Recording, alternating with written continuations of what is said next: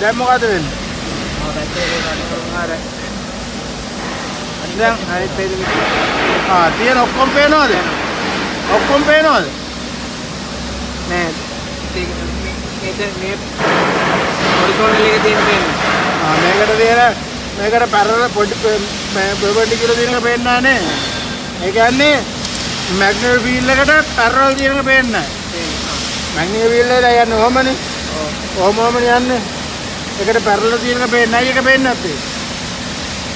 කපන්නේ නැහැ. ඈ? සත්‍ය කපන්නේ. ලක්ෂ එක කැපෙන්නේ නැහැ නේ. දැන් මෙයා මේ පැත්ත හැරෙවොත් එහෙම ඒක අනිත් පැත්ත. ඒකට මොකක්ද උනේ? ඒක පේන්න ගත්ත මේක පේන්නේ නැතුව ගියා.